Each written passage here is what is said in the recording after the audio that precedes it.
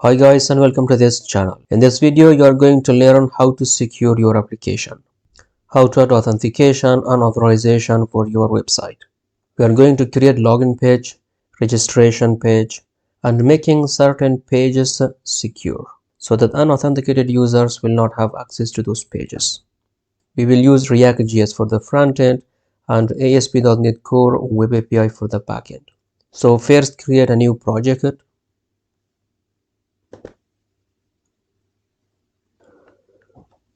Then type in the search box React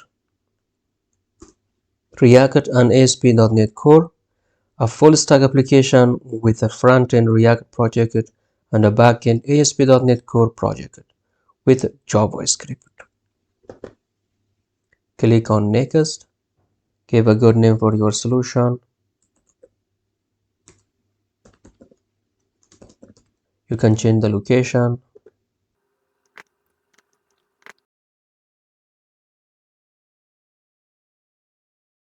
I am using the latest version of .NET, which is .NET 8 long-term support. Configure for HTTPS. If you want to have Swagger for testing your APIs, then you can check enable open API support. And then do not use top level statement. Check this only if you want to use a traditional C# file. So you will see the main method. Because controllers are manageable, it is best to use controllers. So check use controllers if you want. You can also use APIs in program.cs. That's also called minimal APIs, but controllers are much better. Click on create.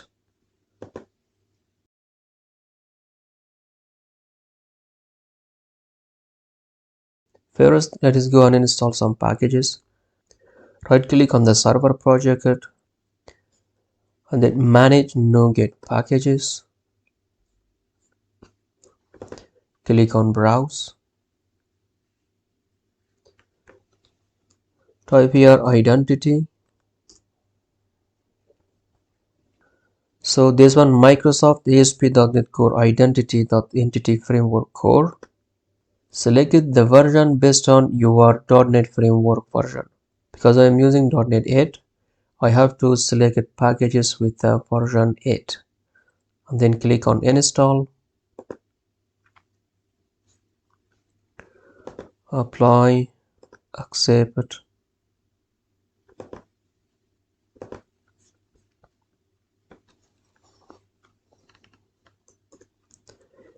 Then type here Entity Framework.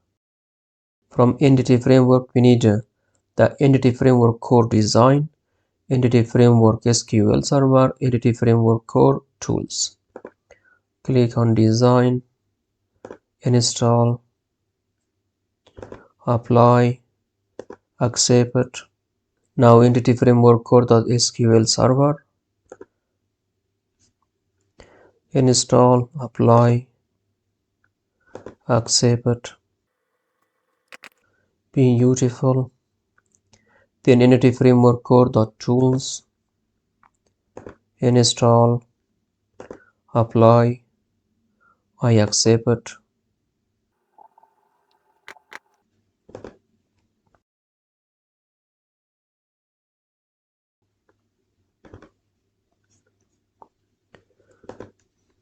Right click on your project name to create a folder. Add new folder. Call it models.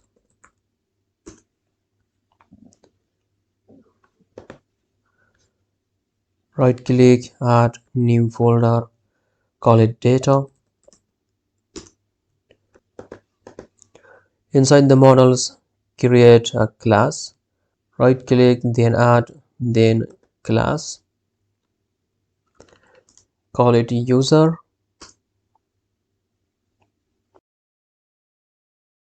Use identity user. Show potential fixes. Using ASP.NET Core identity. Very nice. So this identity user class has many properties and we want to add our own properties on top of them.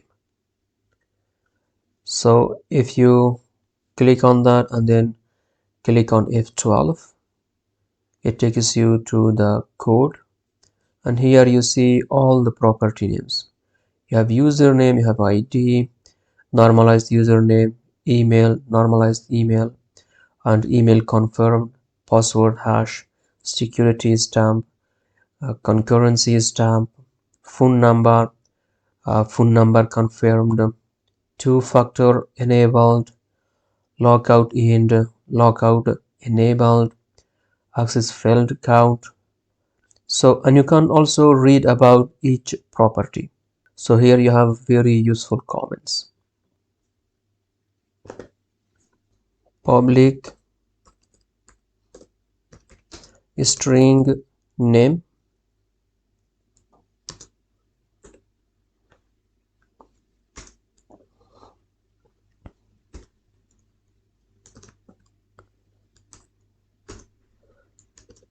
max length 50.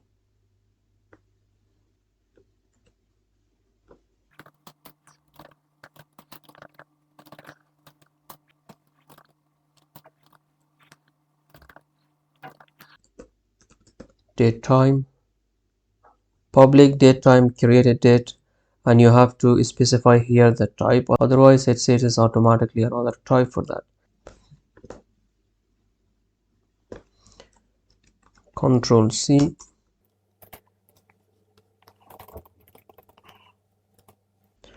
modify date, and then last login. Public bool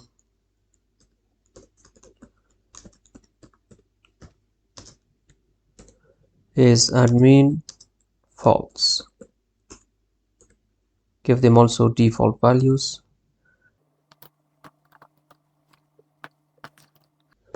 Control C, Control V, Control V. User model is okay. Right click, add another class for login.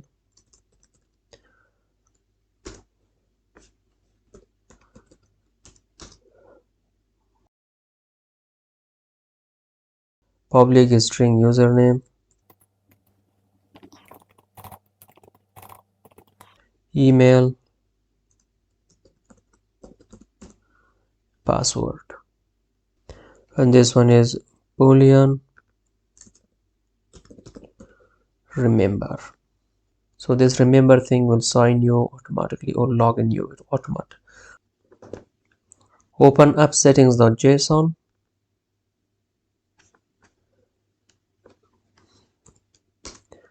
And then here we can add connection string.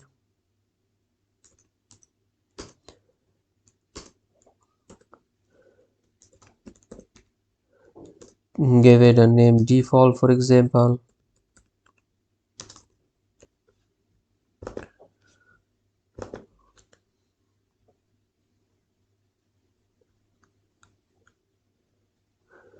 You can get your connection string directly from your database. So here is my database. Right click, properties, and here is the connection string. Control C and then Control V.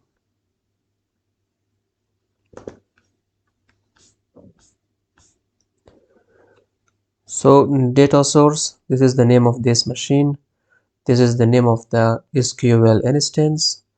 And then we have to add here the database name. Database, let us call it secure website. If you want to authenticate to your SQL server using password and username, you can set integrated security to false and then provide here username and password.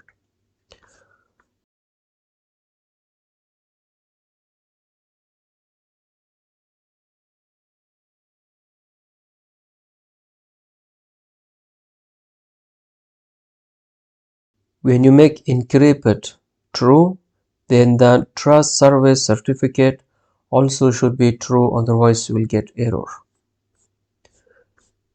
Then you have application intent, read and write, multi-subnet failover, false.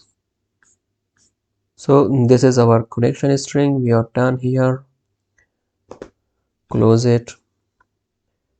We don't need this as well. And close this. Open program.cs. Here we have to inject some dependencies or add services. Builder.services.add authorization. Right click on the data folder.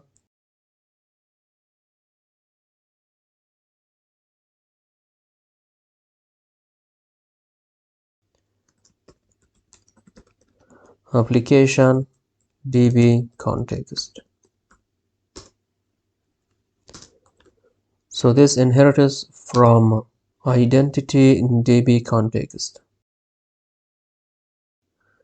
DB context with the type user.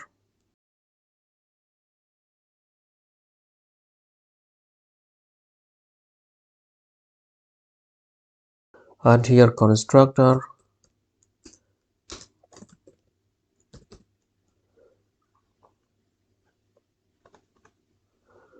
Application DB context. DB context options. Then application DB context. That is the options. And then we pass the options to the base class, which is identity DB context.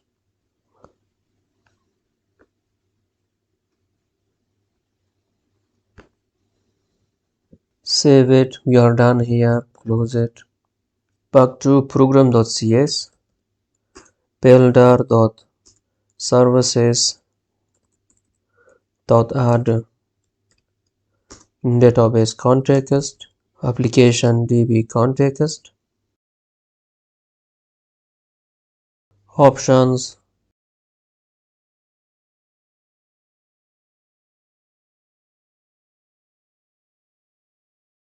Options.use SQL server.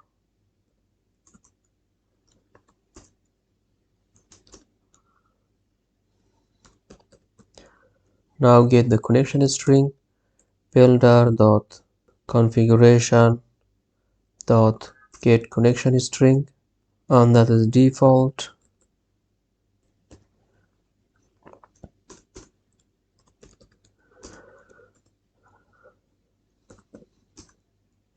Builder.services.add identity API endpoints with the type user. Add entity framework stores. Add entity framework stores with the type application DB context.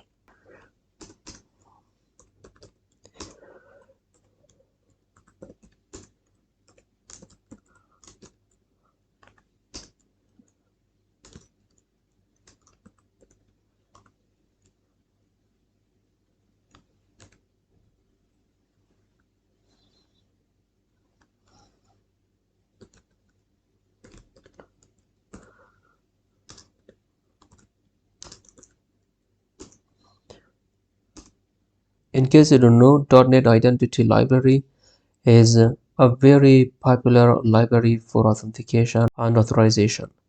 It is perfect for authentication and authorization. It supports both cookie-based authentication and token-based authentication. And it is very customizable, it is very configurable, that you can configure and customize everything that you need. Builder.services.add identity core with the type user. Then here we can configure and customize the options. Options dot sign in dot require confirmed account to true. Options dot password dot require digit is true.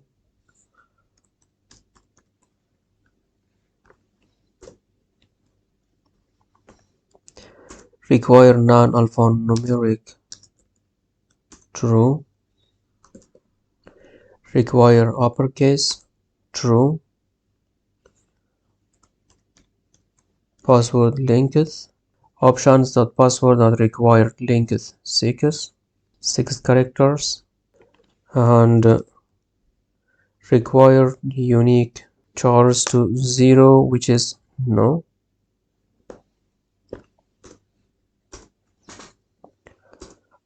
Options.logout,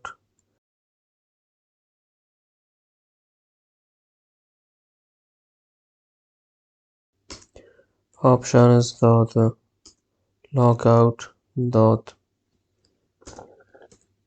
For example, if you try to log in with the wrong credentials for 5 times, you get 5 minutes logout. These are just examples. You can change them to anything you want.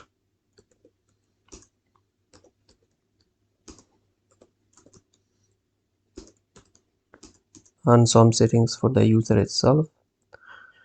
So options.user.allowed username characters, only lowercase alphabet letters and uppercase alphabet letters, hyphen, dot, underscore, @ sign, and plus sign. And options.user.require unique email, true, so that you cannot create multiple accounts with the same email. So app.useAuthorization and app.identity endpoints.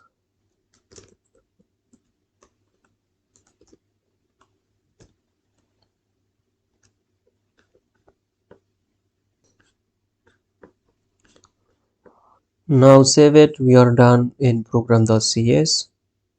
Close it.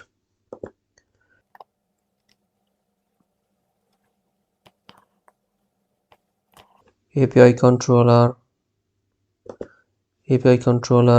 empty. Click on add. For example, secure website.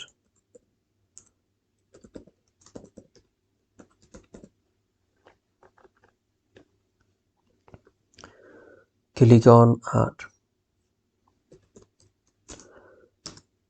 Public secure website controller. Private read only.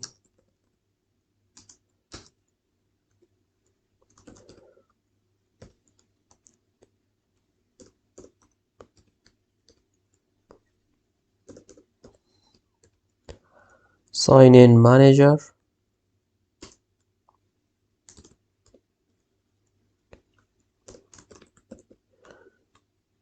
User, it is called sign in manager.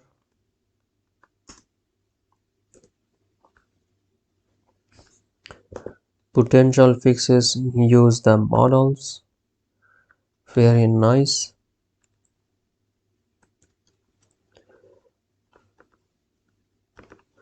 The other one is the user manager.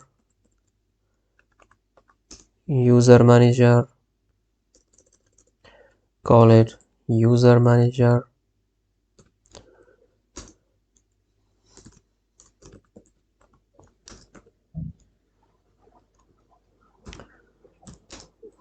Sign in manager and user manager.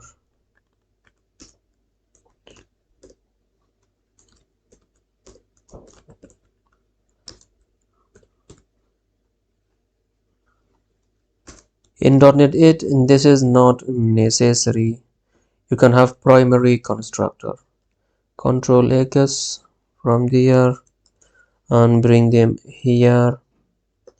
And this one is not necessary anymore.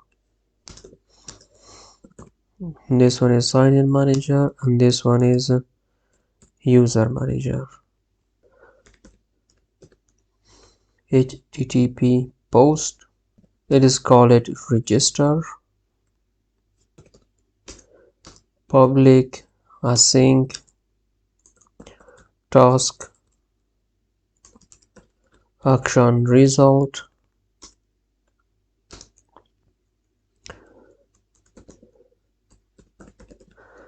Register user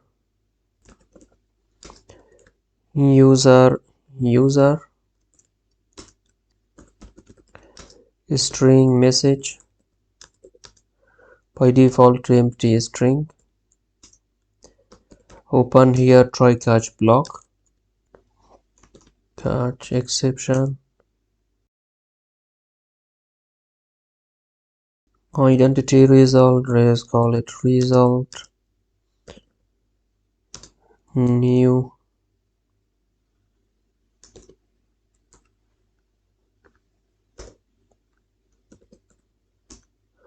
so result await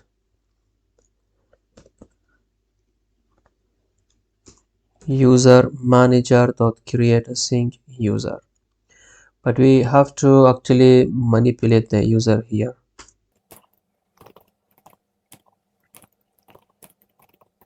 We have to instantiate this user class so that it creates the default values automatically, and then we pass some values here for example the name,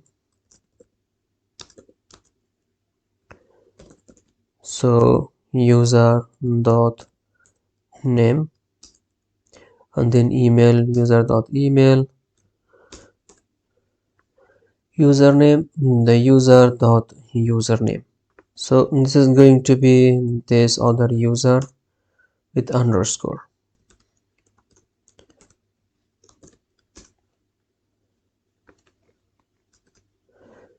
Result does succeeded. If it is true, we make it false so that it does not execute the code inside this if block. But if it is false, we make it true and execute the code inside this block, which is returning a bad request with the result. Otherwise, we set the message to register successfully.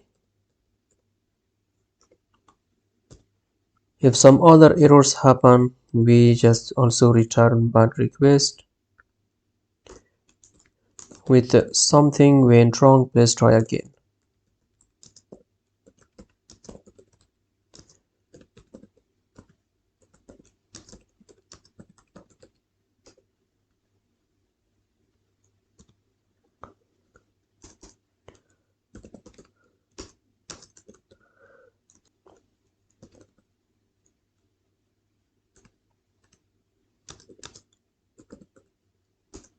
Let us also return the result.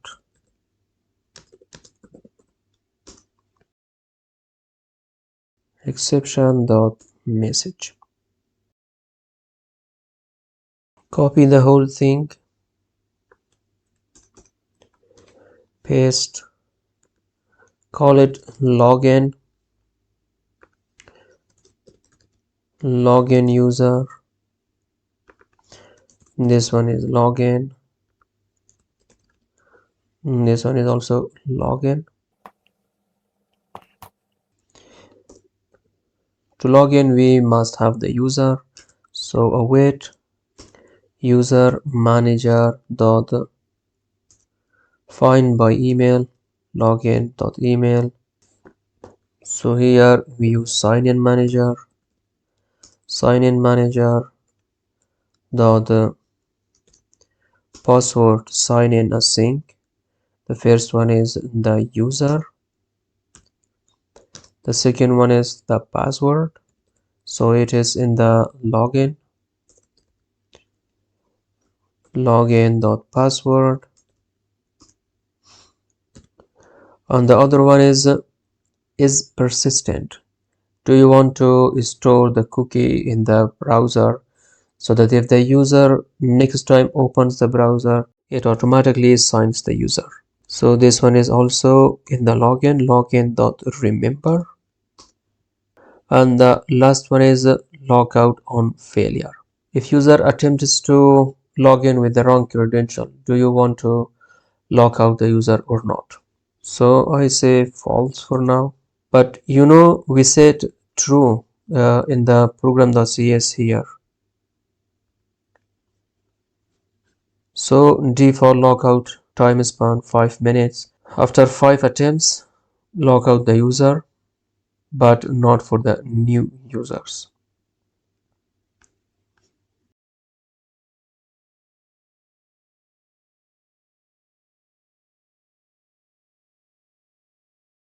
You also say here sign in require confirmed account, and here we check if user is not null and user dot email confirmed is false,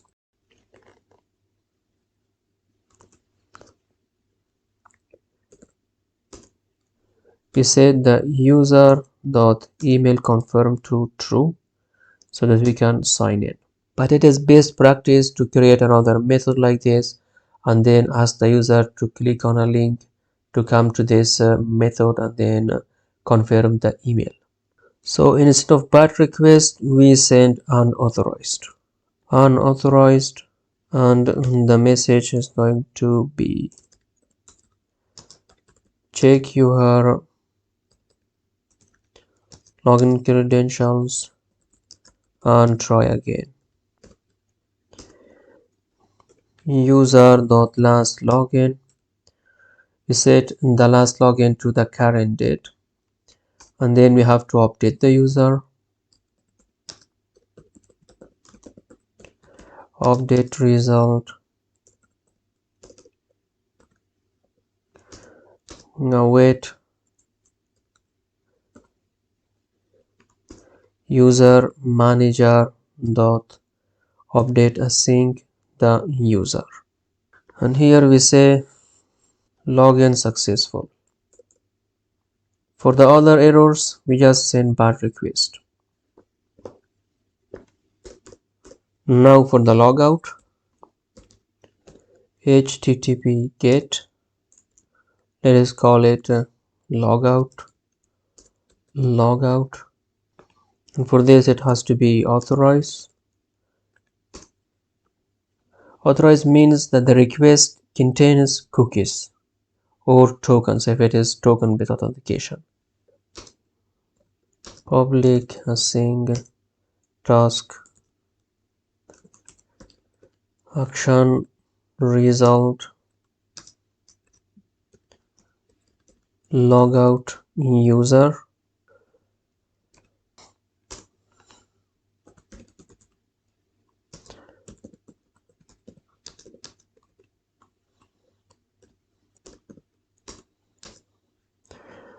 Await sign in manager dot sign out async.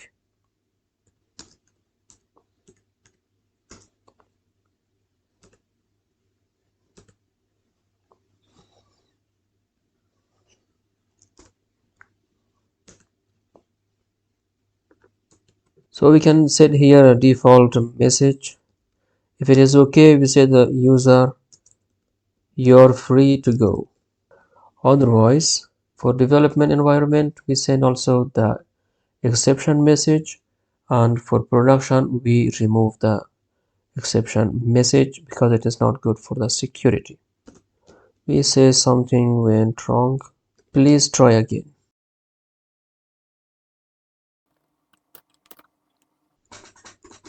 HTTP get, please call it admin. For the admin page, add here authorize,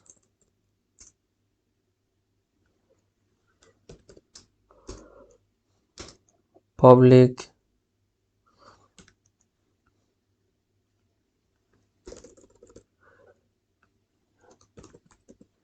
admin page,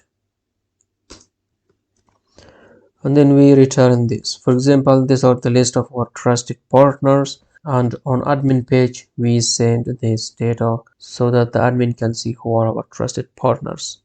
For example, Raja, Bill Gates, Elon Musk, Taylor Swift, Jeff Bezos, Mark Zuckerberg, Joe Biden, Putin, and you can add whoever you want. And then when you're on the home page, we want to send something else as for test. Homepage.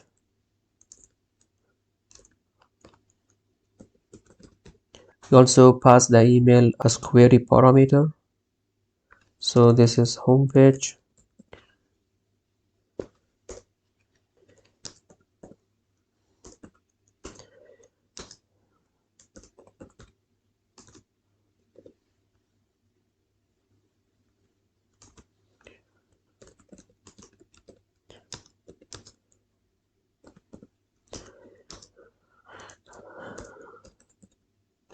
User manager dot find by email.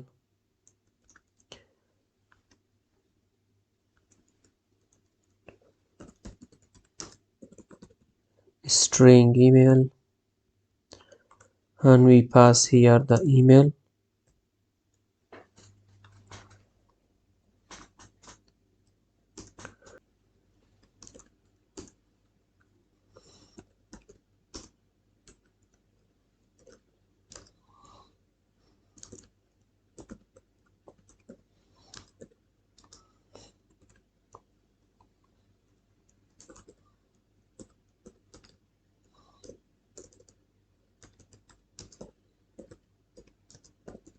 Something went wrong, please try again.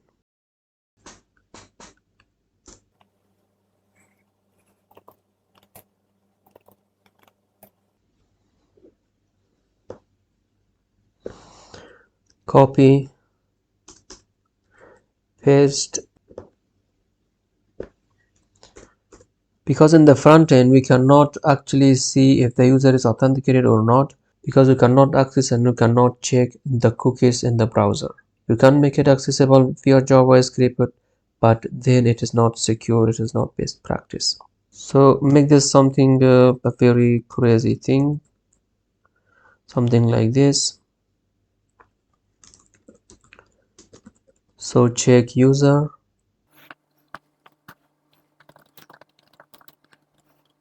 string message,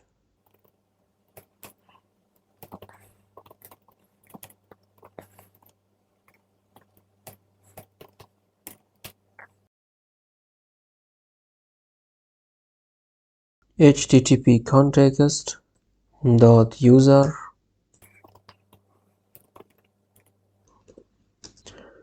new claims principles from the user,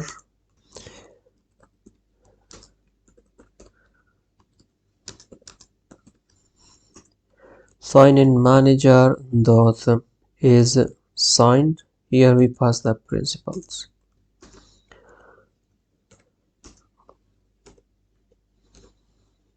If result is okay, we set the current user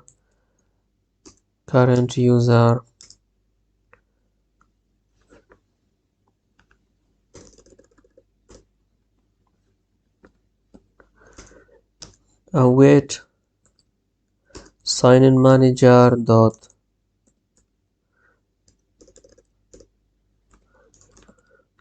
user manager dot get user async from principles.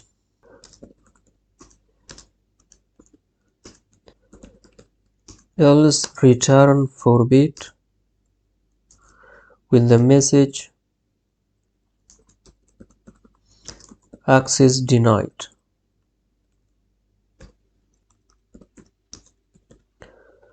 The default value for the message is locked in.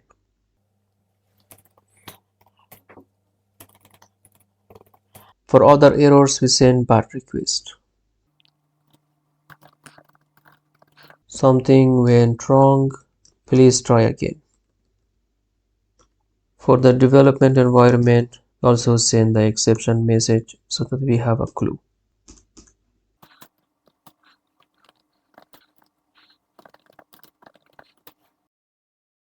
We set the user to current user. So from the backend, we are almost done. Now it is time to run the migration. So go to the tools, NuGet package manager and then package manager console.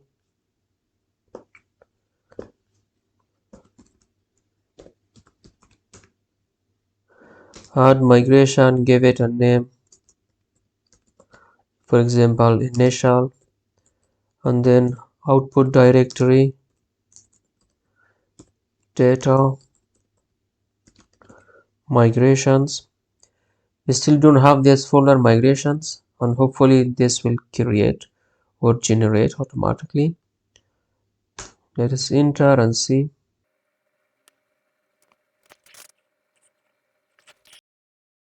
Very nice. So it generated the migration folder with the migration script is inside of it.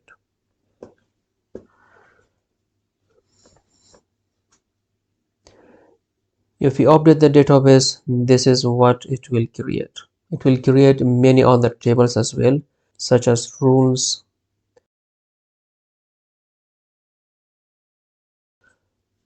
so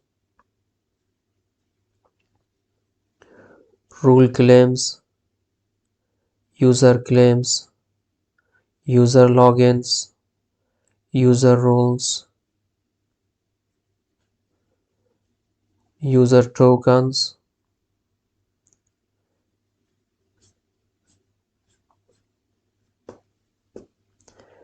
Now update database.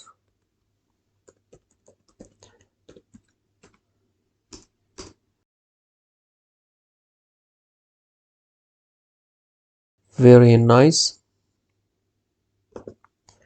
Close that, close this as well. Go to view SQL Server Object Explorer and then go to your databases. Here we have secure website. Let us go inside of these tables, and it created these tables for us. You can see the data, for example, view data. These are the columns for the user table. ID, name, created date, modified date, last login, is admin, username, normalized username, and etc. And it automatically hashes the password, so you don't have to do it yourself. It does not store that plain text password in the database. It is not secure. So from the backend we are done. Let us open the client folder in Visual Studio Code. Navigate to your project folder and open with code. Beautiful. Yes, I trust the authors. So the new React template in Visual Studio does not use Webpack, but it uses Vite library or Vite library. Some people call it Vite and some people call it Vite, and I call it both, Vite, Vite. So open the vite.config.js. The same way as this, we want to add our own API endpoints so that we can send requests. So our endpoint is API slash the name of our controller.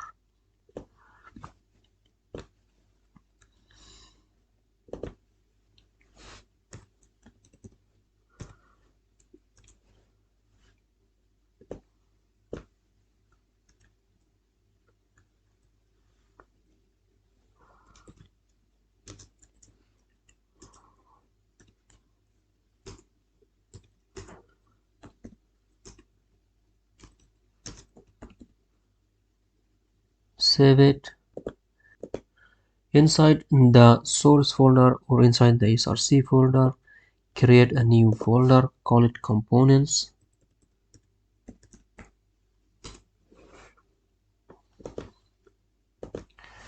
And inside the components, create 4 components. Home.jsx,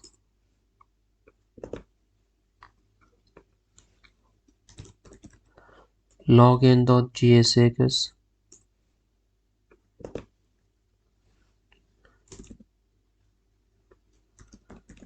register.jsx and admin.jsx.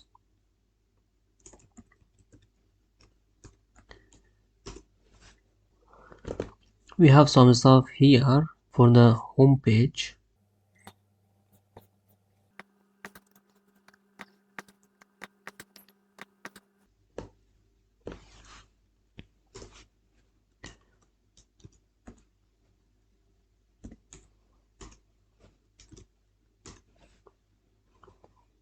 Control A, Control C,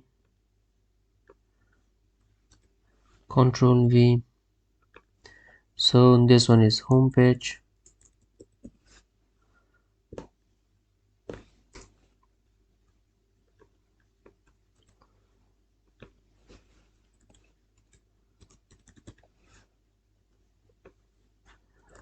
This one is login page.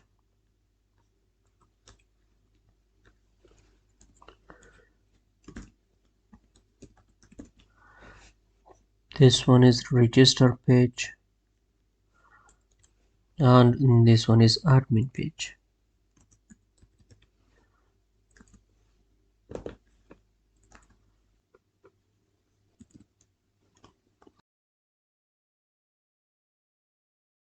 Document the title welcome.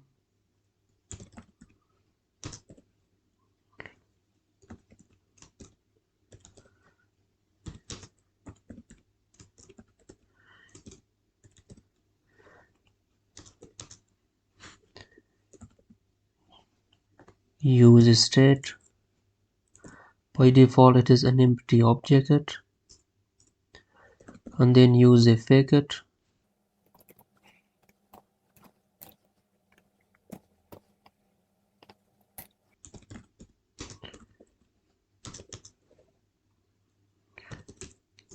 Local storage dot get item user.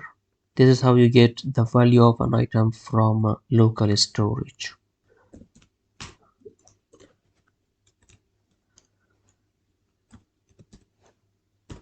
API, the name for controller, secure website, and then the name of the path, which is home. Concatenate that with the user, which is the email,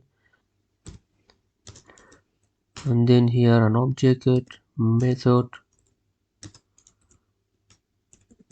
is get, and we have to pass here the credential. So credential include. When you want to pass the cookies in the request, you have to set credentials include.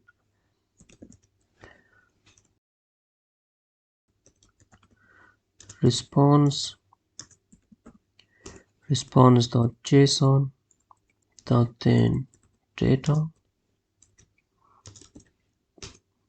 and then set user info,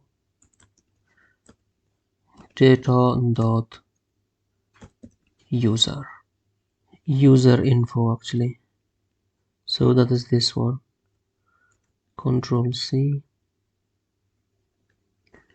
Control V, and then finally catch.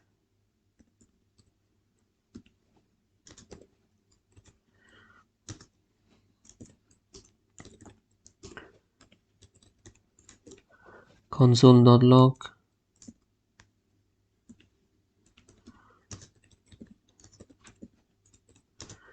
error homepage and the error. Here we also print the user info to the console to see how it looks like.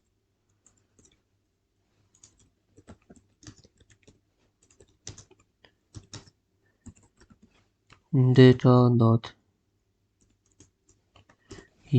info.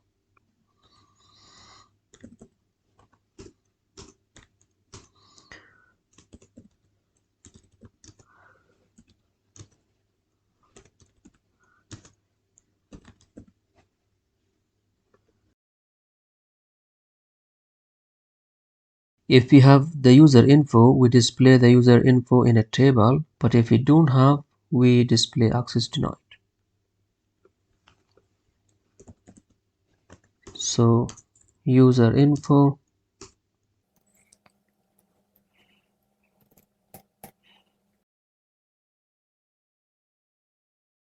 otherwise we display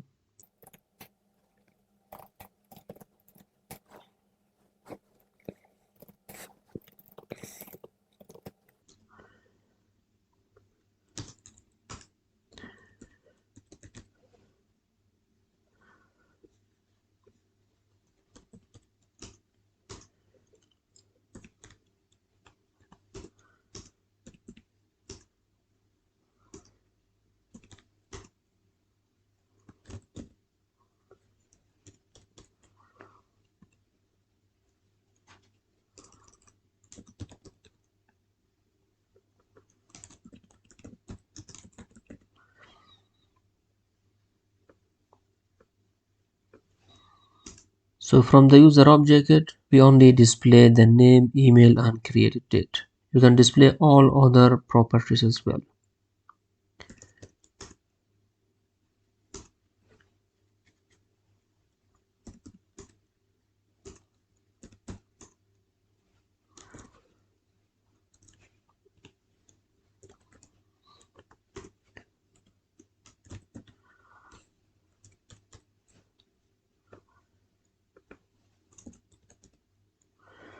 The data that we get from the backend is always lowercase.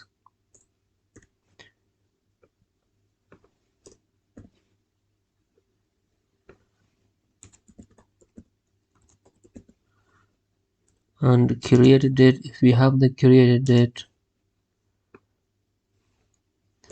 then user info dot created date dot split from this one and display the first item, otherwise display nothing.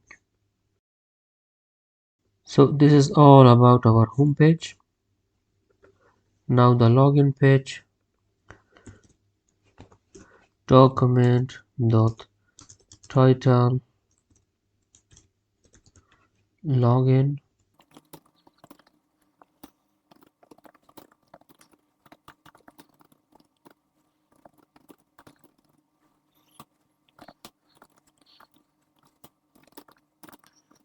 local storage dot get item user. If we have the user,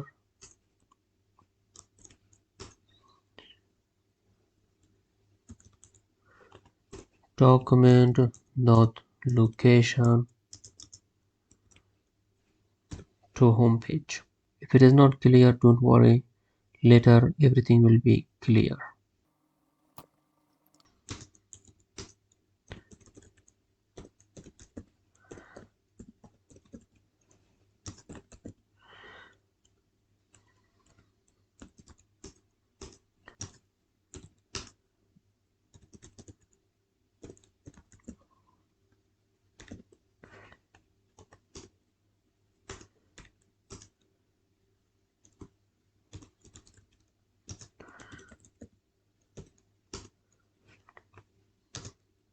This paragraph is only for displaying the error messages.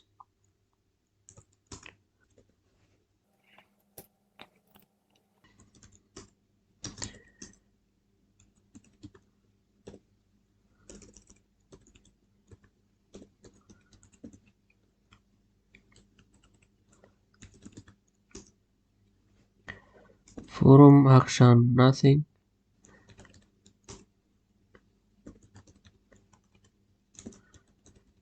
Email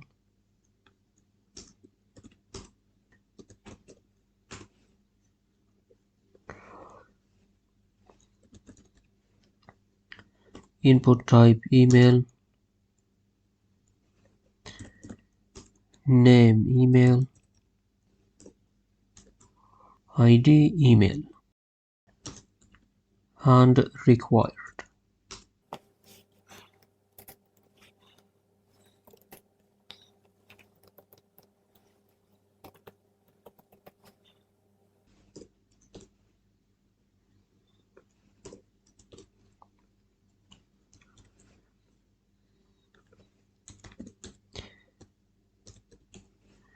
Input type checkboxes, name remember,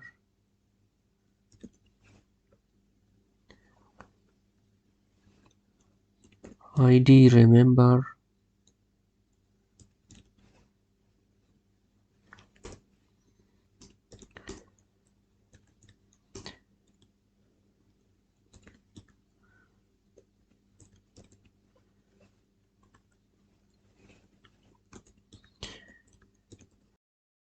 remember password,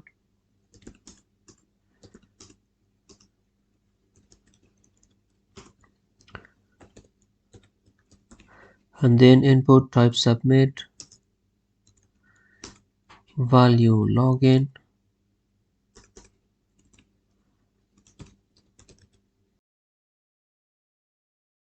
class name login btn,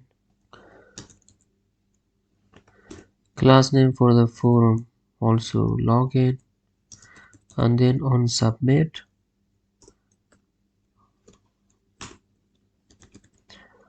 login handler, and we create that function here. So async function login handler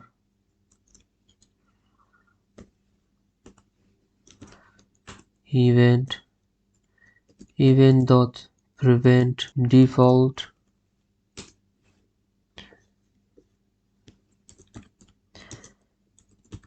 const form is event dot target, and the submitter is document dot query selector input login. So the submitter is the button or the input type submit.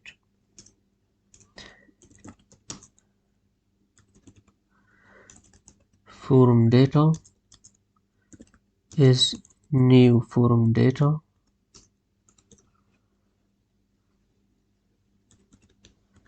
from the forum and the submitter, and then data to send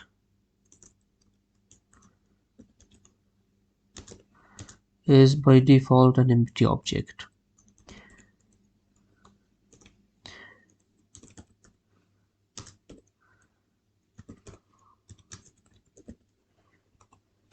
For key value of forum data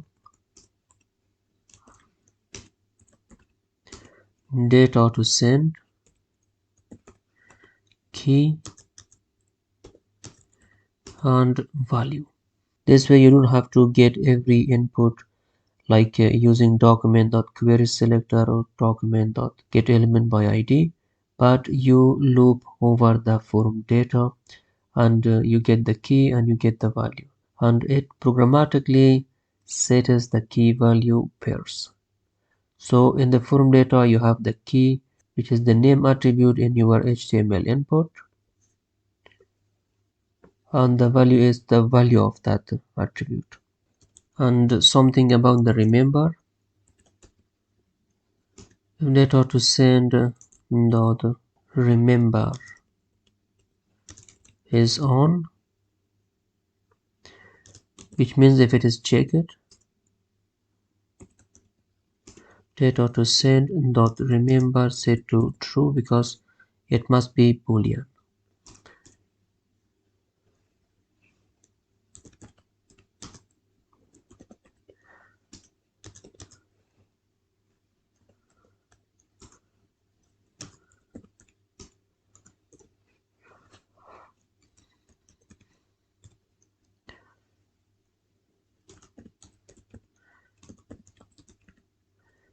Secure website, this time it is this one.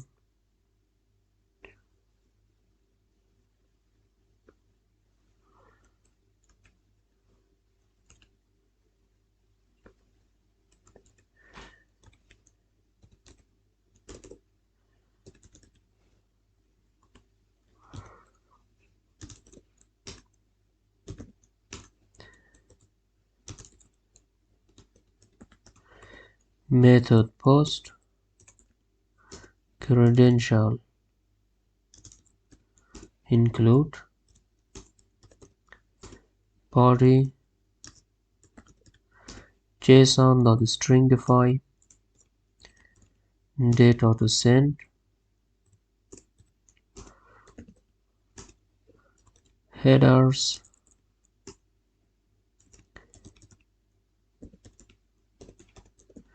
content type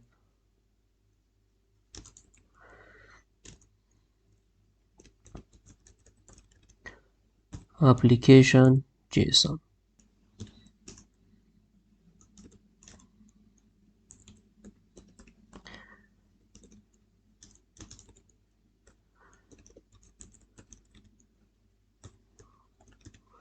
Accepted application JSON. So only accepted JSON content, not images, not sound, not any other content type, only JSON.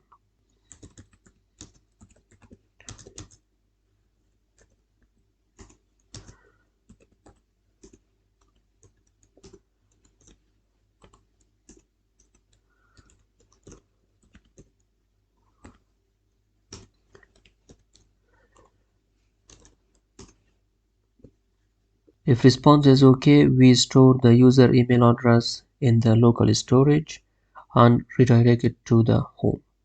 If it is not, we ask the user to try again. Local storage dot set item user and data to send dot email and document dot location to the home page.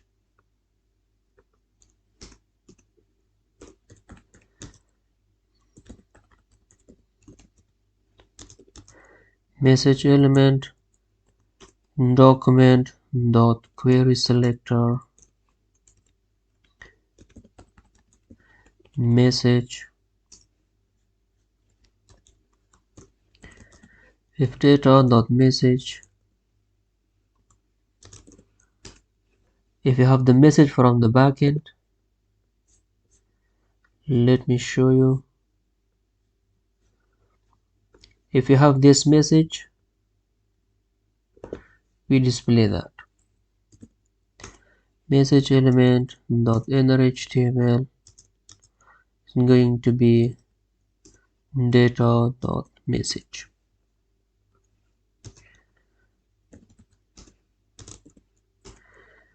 Else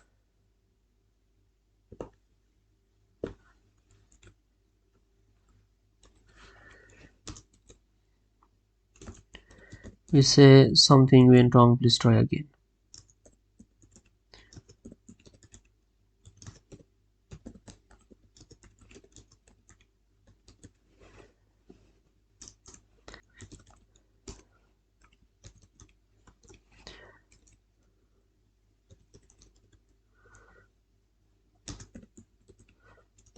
Login error, and we display that data.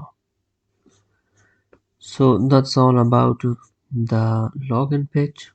So this one is also not necessary here. Select all of them, Ctrl C, Ctrl V.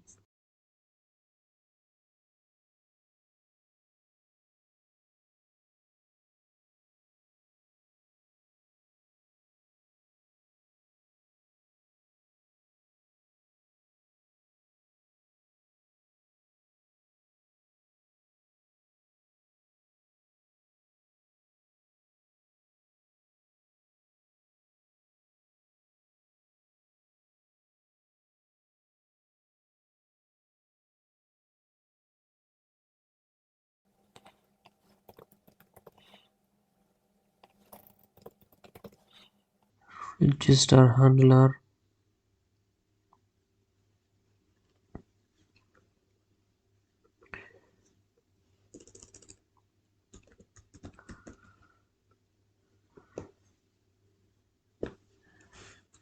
Ctrl C, Ctrl V,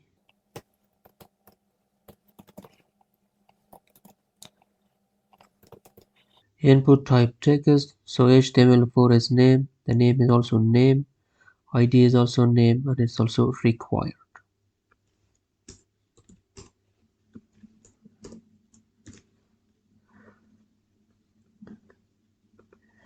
And the name for password is password hash, because in the backend in the module is password hash.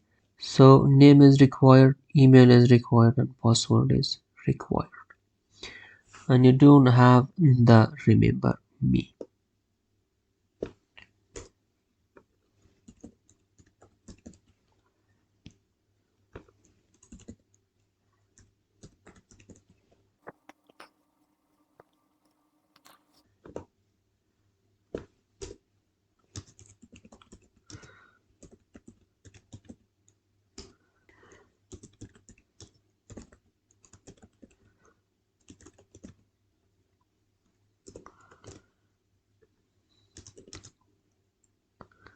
New username, data to send, dot name,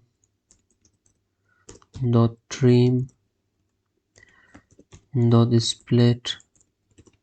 The name is the full name, so we have to join them together to make a username.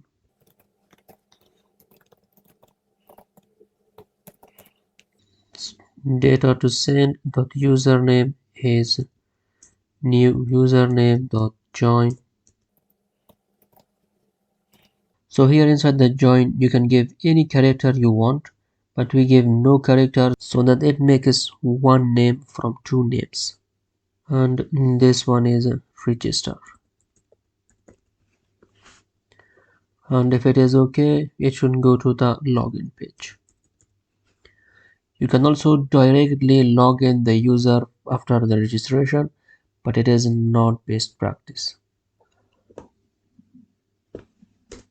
During the registration, the user can get many different errors, so we should display the errors to the user, so that the user can correct the inputs and submit the corrected data.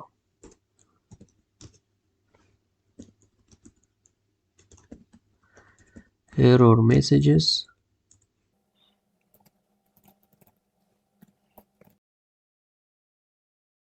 Attention please.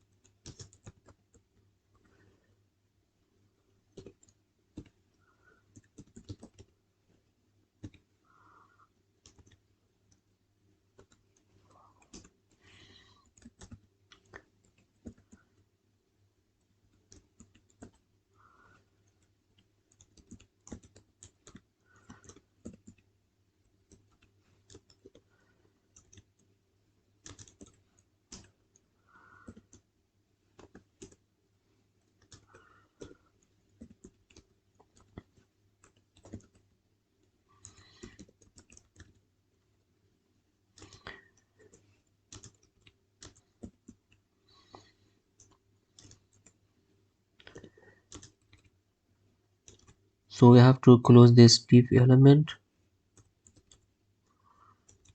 Don't worry if anything is not clear, later everything will be clear. You will see everything in action.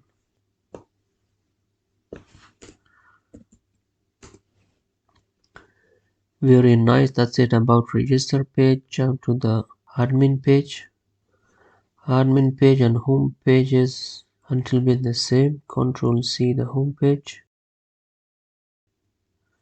Come to the admin page, paste it.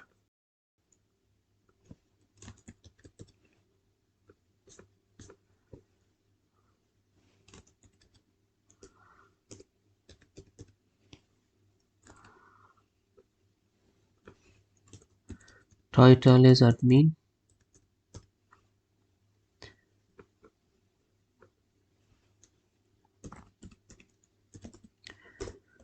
Partners,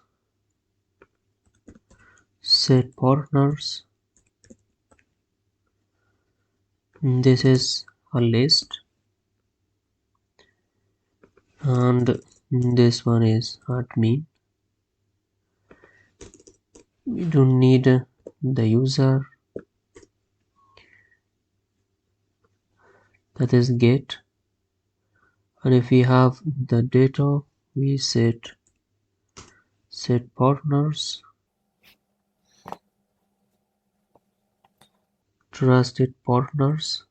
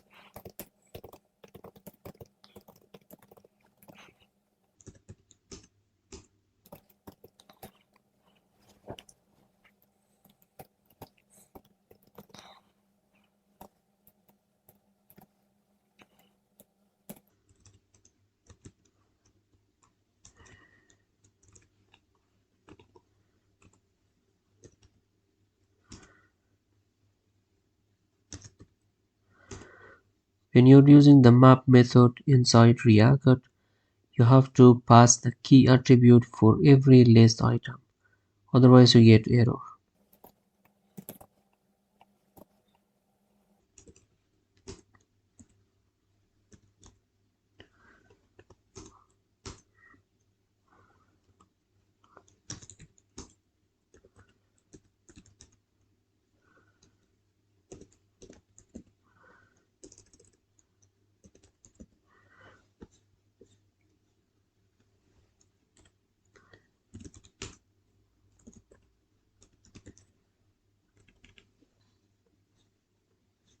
Very nice. We are also done about the admin page.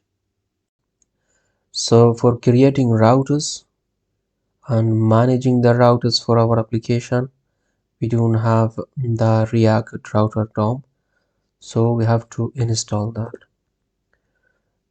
So go to terminal, new terminal, and then npm I React router DOM and hit enter. So it is done. Exit. Now here we have React router DOM. Close it.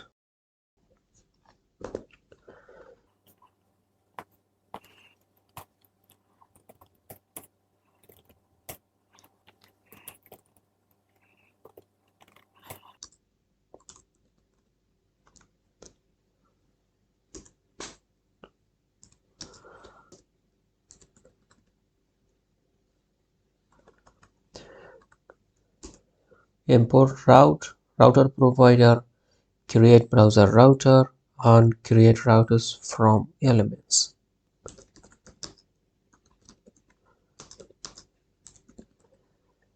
Create browser router,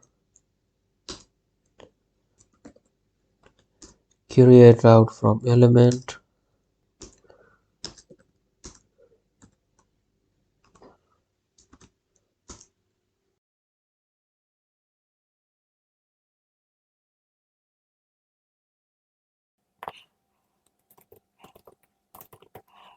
protected routers.jsx,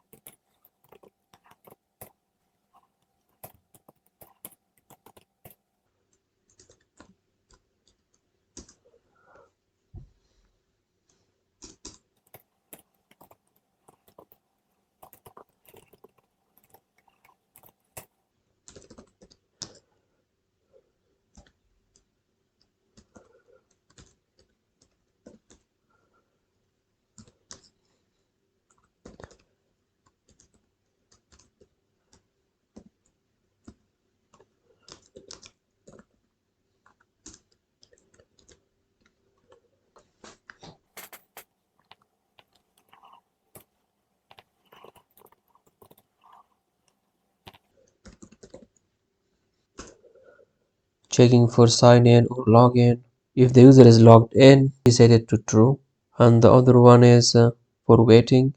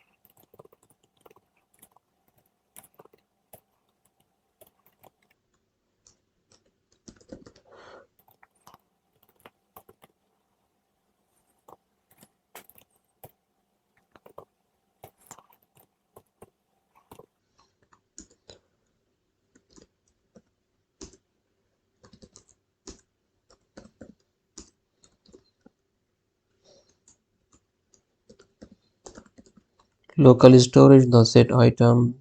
Here we update the user value in the local storage. Data.user.email.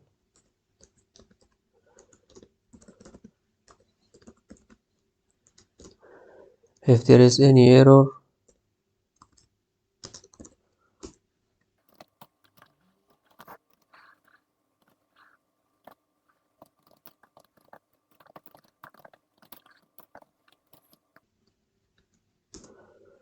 local storage.remove item user.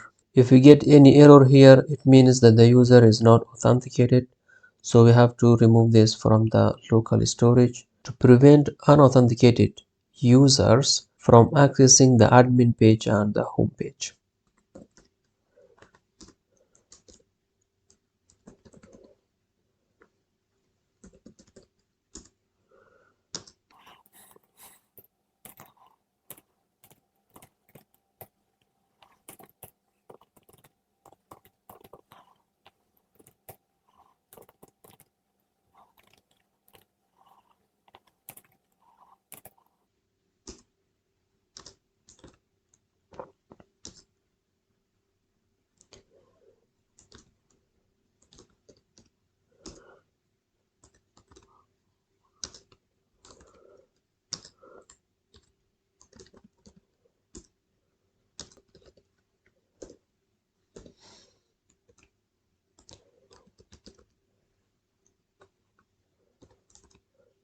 If the request is processing, it means it is waiting. So we display a waiting text. If the user is authenticated, then the user is allowed to access the protected routers. Otherwise, we redirect the user to the login page.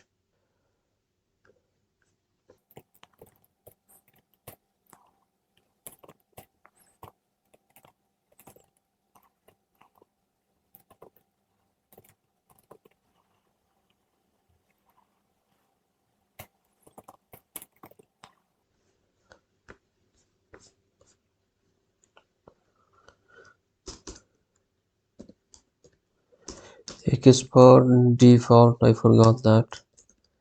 Protected routers.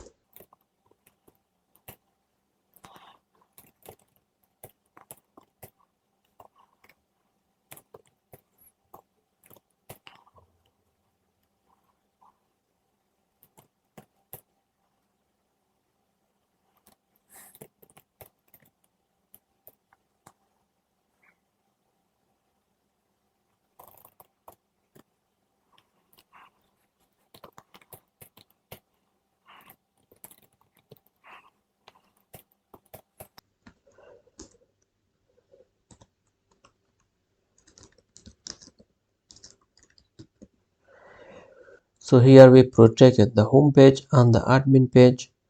The login and registration page are not protected. Users can access the login page and registration page without authentication.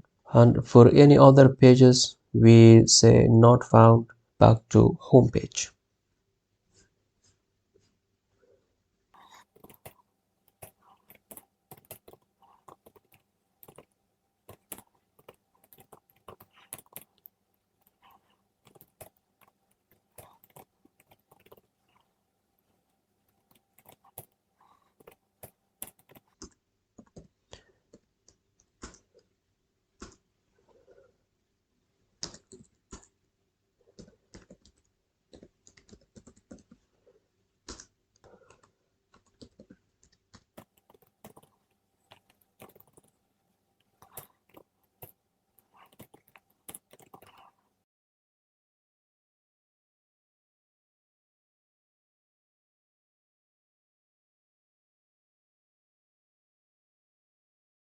So if the user is authenticated, we display the home navigation tab, the admin and the logout. Otherwise, we just display login and register.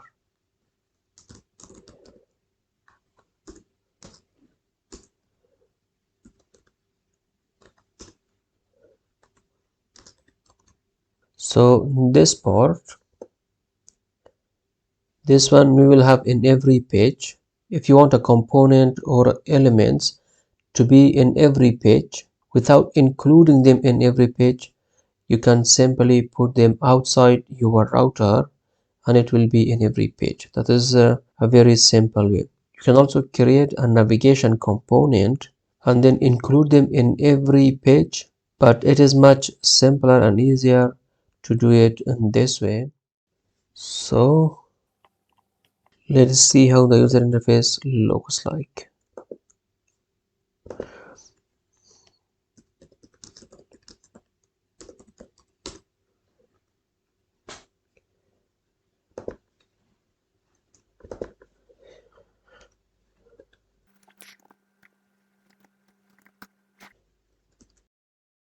Store the application.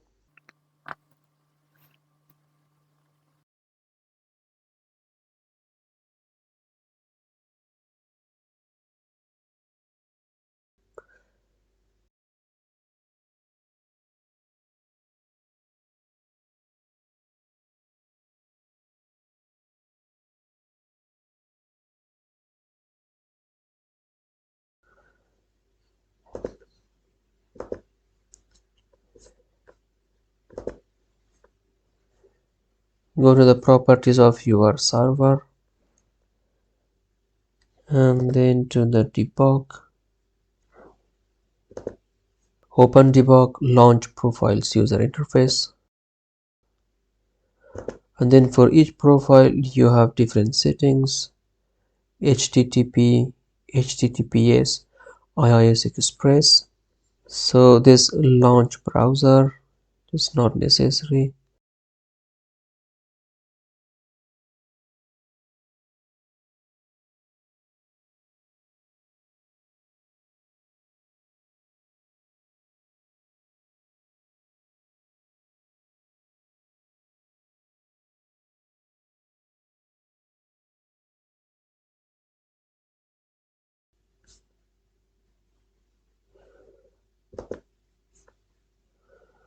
Okay, very nice. And now if you start, it will not open the browser automatically, and when you stop it, it will also not close the browser.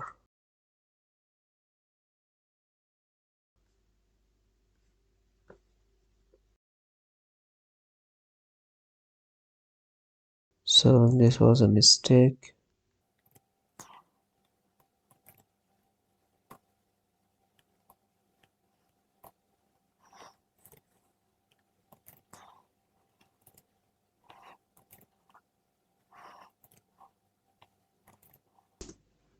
So this is how it looks like without styling. Now let us go and style the user interface.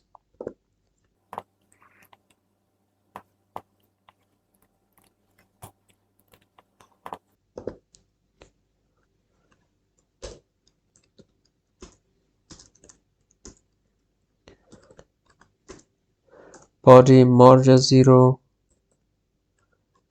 padding 0, background,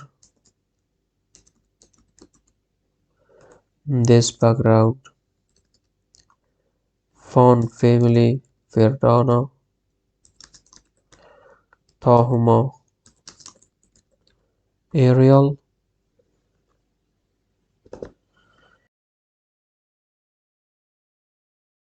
Go to the login page.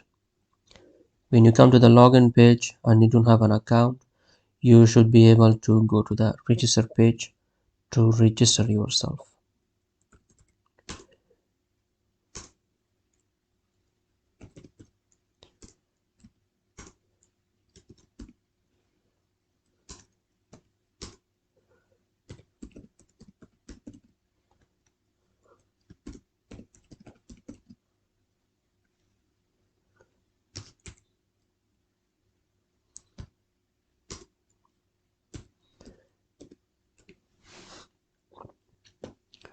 Copy this, go to the register page,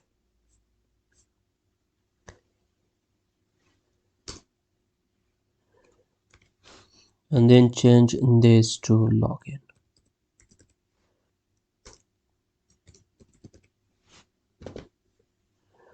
Login or register.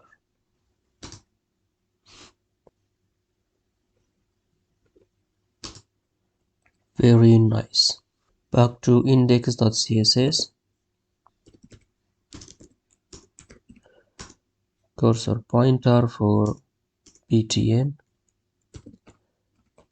Dot message. Font weight bold. And dot message. Dot normal.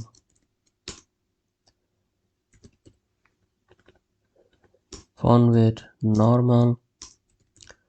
Font size 14 pixels.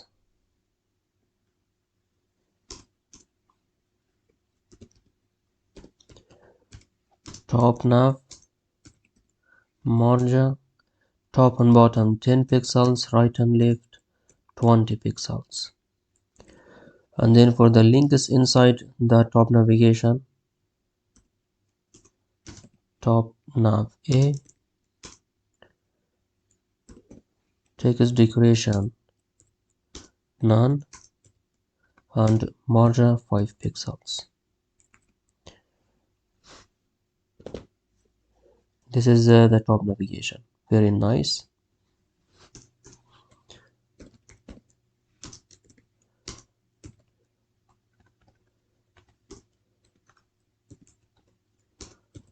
For the page, margin left 20 pixels and margin right 20 pixels. Let us see. Very nice.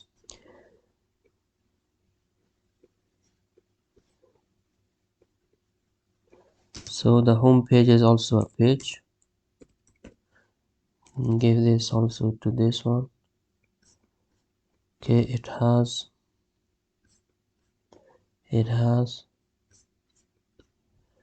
very nice.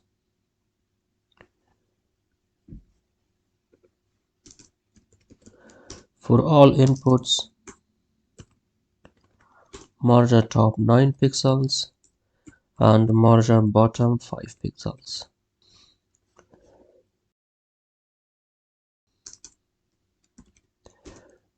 Top nav, item holder, and for everything inside that element, margin left 15 pixels.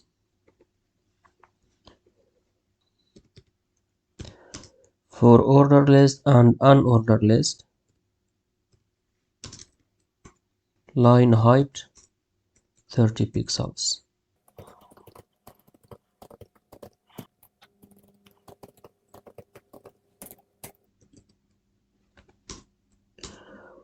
For register page wrapper and login page wrapper, position absolute,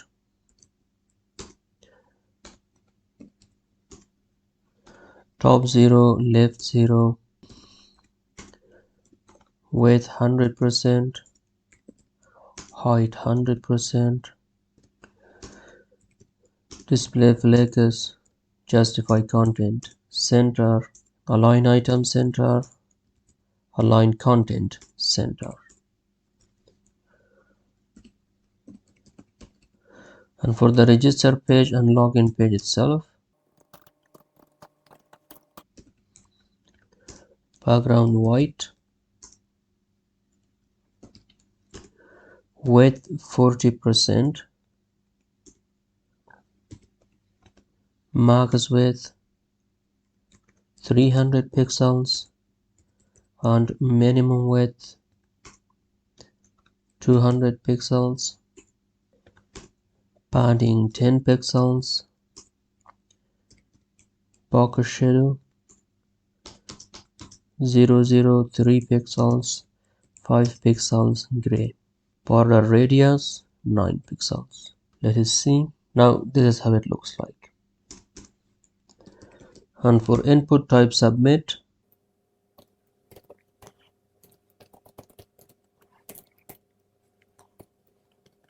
background green, color white, padding 5 pixels, 10 pixels, width 100 pixels, border radius 5 pixels, border none.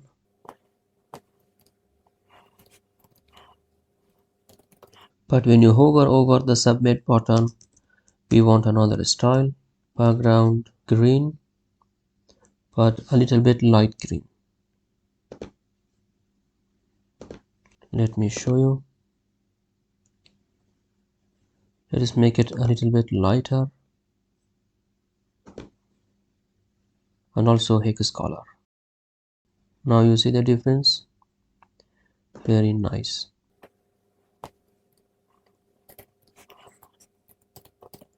For input type checkbox,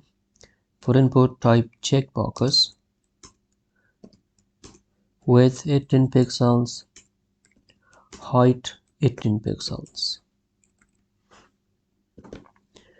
Now in this one, we can also go to the register page, and this is the register page: name, email, password, register or login.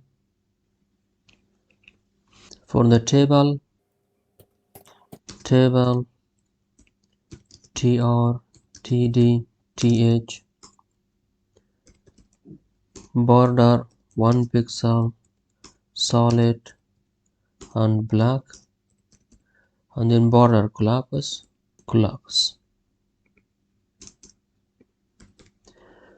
Then td and th, padding top and bottom 5 pixels, right and left 10 pixels. For margin top and bottom 5.my-5, that is margin top 5 pixels and margin bottom 5 pixels. And then for the waiting page, position fixed,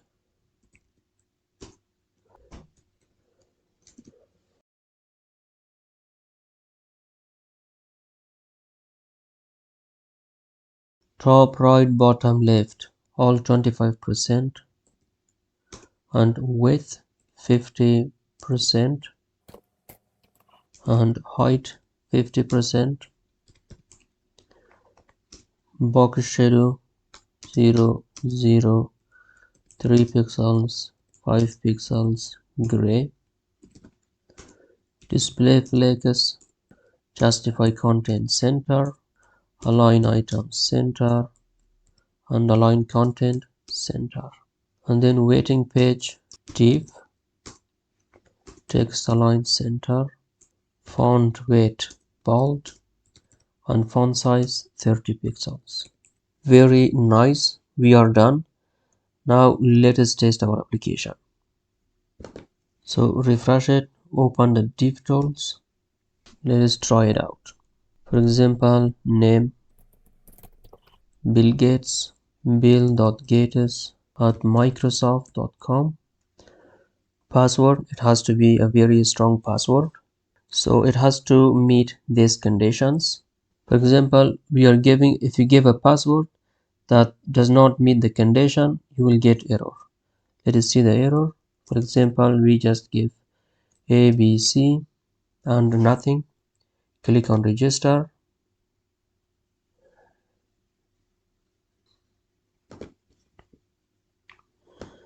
Let us also add this one in the target. Open vite.config.js and here add the target.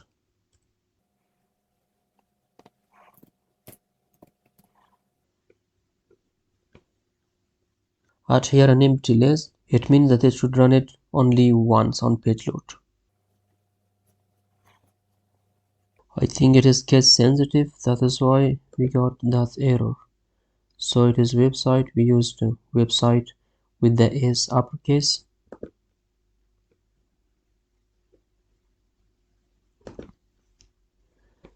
We are doing the same thing here actually.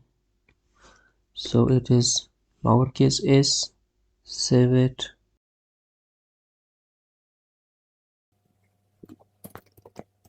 Bill Gates, bill.gates at microsoft.com, ABC.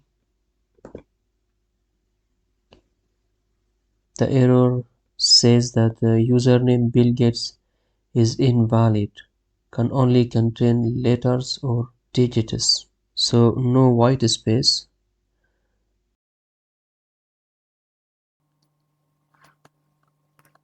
This username did not work actually.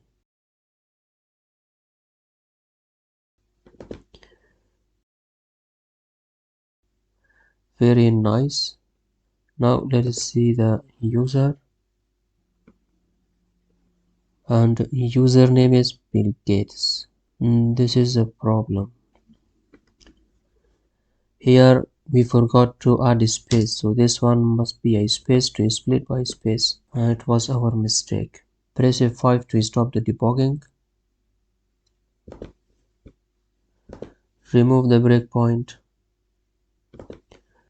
Clear the console.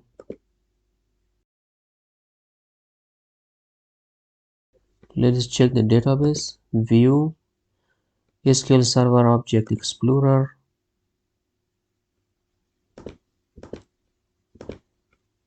databases,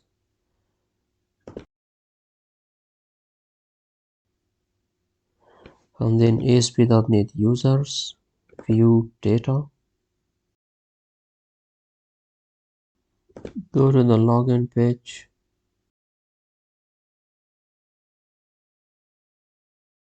In the register user method, we have to also add the password.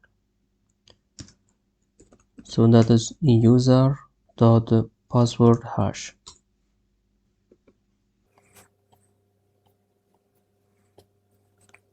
And in every endpoint we used actually website with uppercase S, change it to lowercase s. Also inside the home page, inside the admin page, it is secure website. It is the name of our controller. This is very misleading. It seems that the proxy does not work, but the proxy works. The reason we get this error is because we have the authorized attribute on these methods. The authorized attribute checks if the request contains cookies or not. If the request contains cookies, it proceeds with the request, it continues with the request, otherwise it returns a message or error, something like this. So it is unauthorized. This authorizes about whether it is authorized or not. So it sends the correct message unauthorized, but here you see the URL request is very strange. The origin and the port is for the front end, so it seems that the proxy does not work. So to resolve this, you should remove the authorized attribute from some methods. On the home page, it should stay. On logout, it should stay. On admin, because it was very misleading, I did a lot of research about this error, but I could not find any solution. So I tried many things myself, and meanwhile I made some changes to the source code. So on the login page, I show you most of the pages that I changed. So you can pause the video and check your code with mine so that your code works exactly the same as my code. This is the controller, the register method. For the login method, it is now like this. Pause the video and check.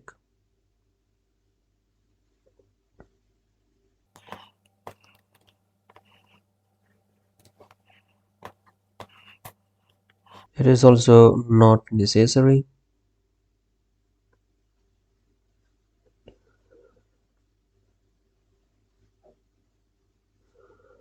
And this is to check the user. And in the React project, from here I removed the controller name.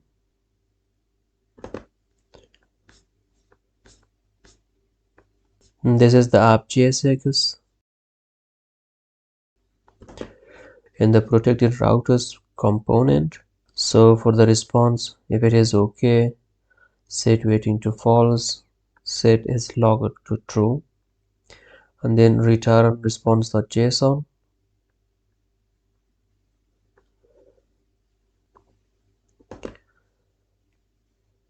On the admin page,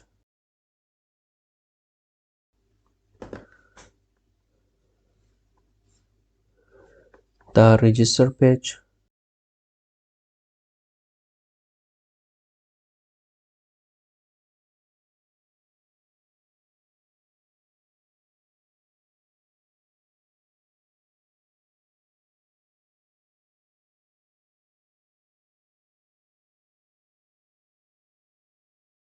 the login page,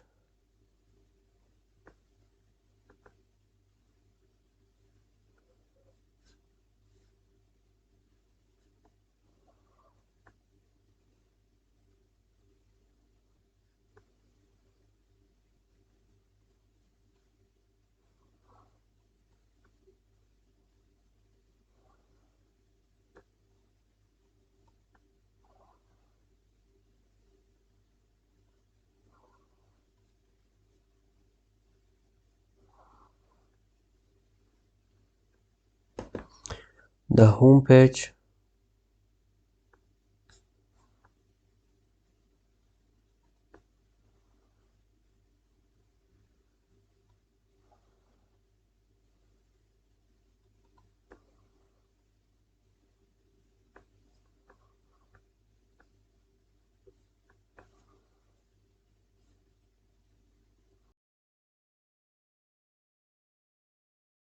if you want to go to the home page, you get redirected to the login page because you are not authenticated.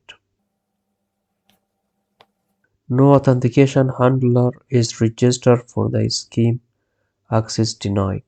Remove the access denied because it is not a message, but it is the name of a scheme.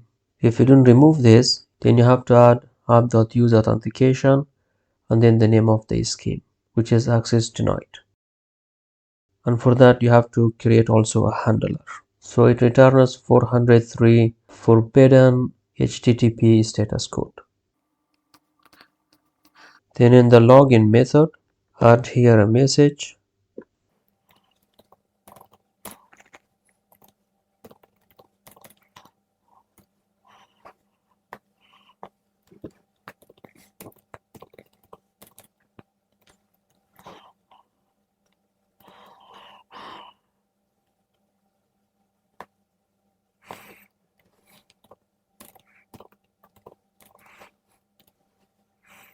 Why are we doing this? It is because this is an object and you can use the javascript.json method to convert this to JavaScript object and display the message to the user.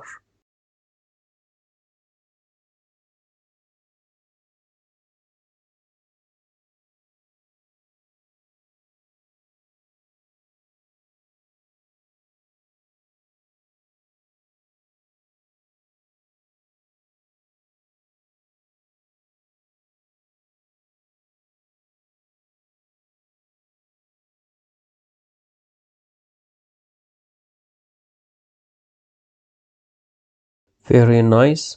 Let us try again.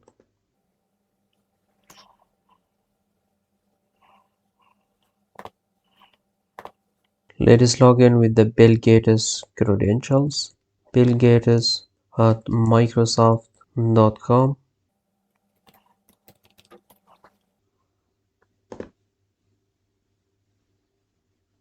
Very nice. We only get the name, but not the email and not the created date. Let us see what is the problem. Go to the home page. Here we forget to say email. Another mistake. Info.created date. So now very nice. Welcome to your page, Bill Gates. Now here you have home page, admin and logout. Let us see the admin. So admin page, our trusted partners are Raja, Bill Gates, Elon Musk, Taylor Swift, Jeff Bezos, Mark Zuckerberg, Joe Biden, Putin, and etc. In the console, we also see the object version of this data.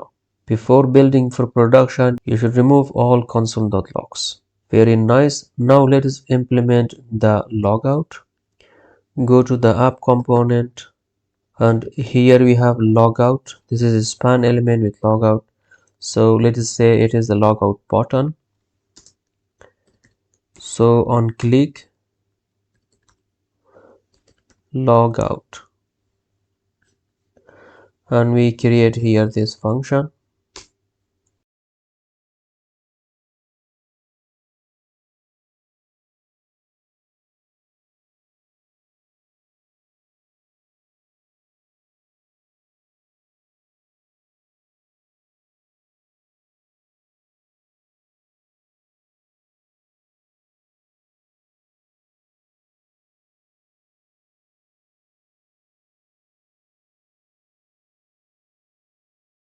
So here we have an async arrow function, response, await, fetch, the URL, method get, and credentials include, so that it includes the cookies.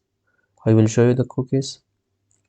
So if response is okay, local storage dot remove item, remove the user key value from local storage, alert the user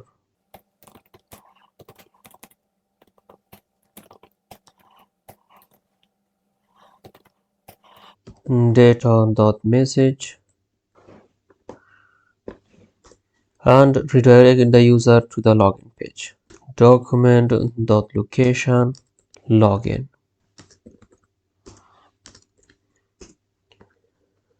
Else console.log could not log out and the response. So let me show you the cookies. When you go to the application, here you have cookies. Under the cookies you have the domain name or the URL, and this is our cookies. This is by default secure and you cannot access this cookie using JavaScript. And here you have the local storage. Here we have the user and now the user email. When we log out, it should remove both of them. So if you click on logout, you see undefined. So it logged out but undefined. Here my mistake. This is double S. Save it. Okay. So it removed the value from the local storage and came back to the login page. Let us register a new user. Let us call it, for example, Elon Musk. Elon.musk at twitter.com. Let us give a weak short password just for testing, for example, SDF. Click on register, then you get all the errors from the backend. Passwords must be at least 6 characters. Passwords must have at least one non-alphanumeric character. Passwords must have at least one digit 0 to 9, and passwords must have at least one uppercase A to Z. So we gave it as uppercase DF 1 2 3 and minus or hyphen, and then if you hit register, it got registered, and now we came to the login page. Let us log in with the Elon Musk. Elon.musk at twitter.com stf123 hyphen and login. Welcome, name Elon Musk, email elon.musk at twitter.com, created date is today. Here is another mistake. You have to split this text by T, not by space. Oh my god. You see here, split by T.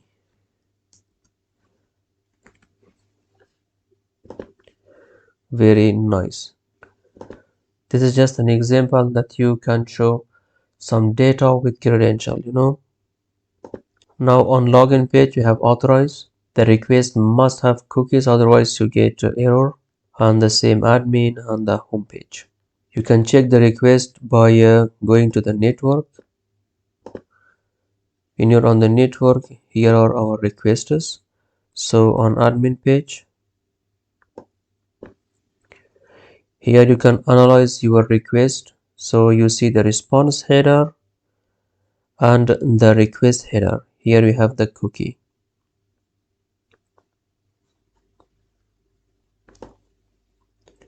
So .NET Core Identity supports both cookie-based authentication and token-based authentication. And now it says you're free to go. That's it guys, I hope it was helpful. Thanks for watching, liking, sharing, commenting and being around. Have great times.